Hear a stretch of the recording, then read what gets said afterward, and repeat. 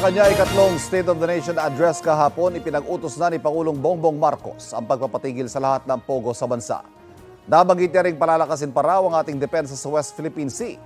Ibinida rin ng Pangulo ang mga nakabit na kanyang administrasyon tulad ng epektibo anyang bloodless war on drugs, pagpapaunlad sa ekonomiya at iba pa. Narito ang aking unang balita. Ang karahasan at ang mga krimeng iniugnay sa mga Philippine Offshore Gaming Operator o POGO hindi na maaaring magpatuloy pa, ayon kay Pangulong Bongbong Marcos. Effective today, all POGOs are banned. I hereby instruct PAGCOR to wind down and cease the operations of POGOs by the end of the year.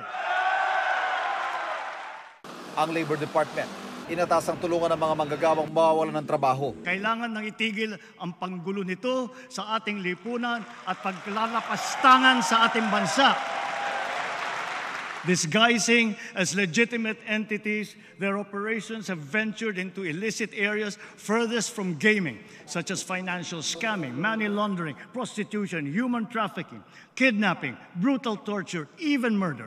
Umani rin ang masigabong palakpakan ng pahayag ni Pangulong Marcos tungkol sa West Philippine Sea. Ang West Philippine Sea ay hindi katang-isip natin lamang. Ito ay atin.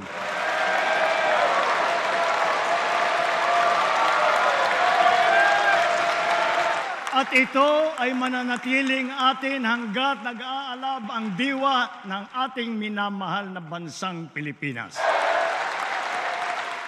Igigit daw natin ang ating karapatan sa patas at mapayapang paraan at sa pamagitan ng wasong diplomatic channels. Palalakasin ang ating depensa at maghahanap ng mga paraan para i-de-escalate o pahupain ang tensyon. I know that our neighbors too are doing their best to make this work. The Philippines cannot yield. The Philippines cannot waver. Emosyonal ang kanyang pasasalamat sa mga tagapagbantayan ng West Philippine Sea, gayon din sa mga mangingisdang nakikipagsapalaran sa dagat. Sa buong sandataang lakas, sa Coast Guard, sa ating mga mangingisda sa West Philippine Sea.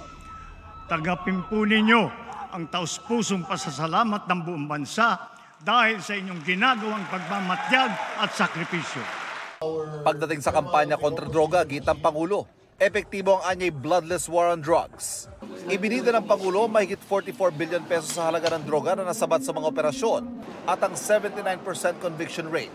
Ipinagmalaki rin ng Pangulo ang iba't ibang nakamit ng administrasyon sa pagpapaunlad ng ekonomiya, paglikha ng trabaho, pagtugon sa El Nino at kalamidad, pangalaga sa mga OFW, pagpapalakas ng turismo, infrastruktura at iba pa.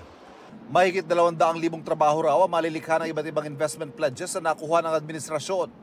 Ibinida rin ng Pangulo ang mga dagdag sa minimum wage na naipasa sa iba't ibang bahagi ng bansa. Gayon din ang maaasahan daw na aumento sa sahod at dagdag allowance sa mga government worker. Para naman sa ating mga kawani ng gobyerno, mayroon silang maaasahang medical allowance bilang karagdagang benepisyo sa susunod na taon. Meron ding napipintong aumento sa sweldo na makukuha nila sa 4 na tranche. Naglaan na po tayo ng pondo para dito simula sa taong ito at sa mga susunod na taon. Sa sektor ng edukasyon, naglaan din ang pondo para sa expanded career progression system sa mga public school teacher. With this system in place, we will accelerate the career growth of teachers. Sa sistemang ito, wala nang public school teacher ang magre-retire na teacher 1 lamang. Patuloy na tutugunan ang problema sa textbooks na dapat daw ay up-to-date at error-free. Gayon din ang mababang proficiency level ng maraming estudyante sa information literacy, problem solving at critical thinking. Ito ngayon ang magiging hamon sa ating bagong kalihim. Natiyakin ang pagbangon at pagtaas ng kalidad ng edukasyon sa bansa sa lalong madaling panahon. Importante rin daw para sa mga estudyante ang access sa kuryente at maayos sa internet. Kaya pinatitibay daw ang infrastruktura para sa internet connectivity. Lalo't batay sa datos ng 2022, nasa 20.6 million o 77% lang ng household sa Pilipinas ang connected. Kasabay ng pagpapalakas ng internet, ang pagpapalakas din sa cyber defense.